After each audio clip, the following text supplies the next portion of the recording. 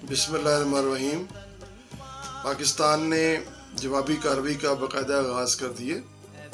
فجر کے ٹائم آغاز ہوا ہے۔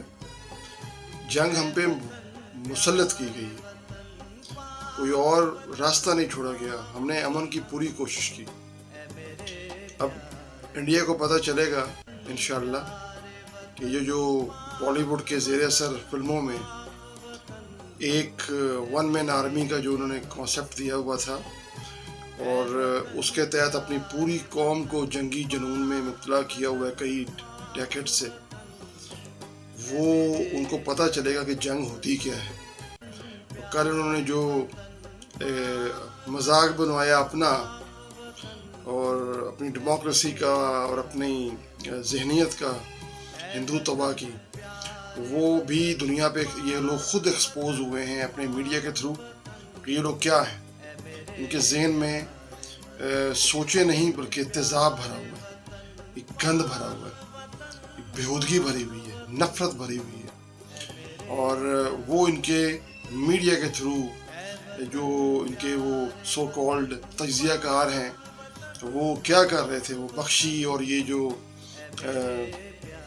ان کا میجر ہے وہ خبیث آدمی، یقین نہیں آتا کہ یہ انسان ہے یا ان کے اندر تیزاب بھرا ہوا ہے، کس قسم کا تیزاب بھرا ہوا ہے، نفرت کا تیزاب بھرا ہوا ہے۔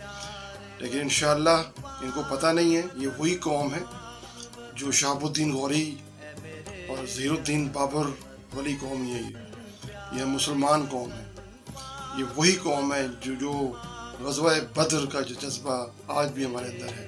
وہ نظر بھی آیا جب پنڈی میں انہوں نے اٹیک کیا تو پاکستان زندہ باد کے نعرے لگ رہے تھے، اور لگ رہے ہیں ہر طرف پورے پاکستان میں۔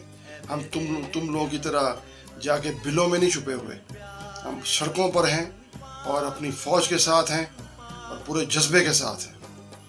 انشاءاللہ آپ کو پتہ چلے گا کس قوم سے واسطہ پڑا ہے، اور یہ آپ کو سارا بالی ووڈ بھول جائے گا۔ یہ سارے آپ کو جو آپ کے hero, so called hero Pakistan پہ فلموں میں اٹیک کرتے ہیں، اور آپ اپنے اسی خیالی پلاؤں میں آپ نے کل ہمارے اوپر اٹیک کیا، اور کس قسم کے نان سینس قسم کے، یعنی ہنس ہنس کے لوگ لوٹ پوٹ ہو رہے تھے، صرف پاکستان میں نہیں پوری دنیا میں آپ لوگوں کا مذاق اڑ رہا تھا۔ انشاءاللہ ہماری فتح ہوگی، کیونکہ فتح ہمیشہ حق کی ہوتی ہے۔ پاکستان زندہ باد۔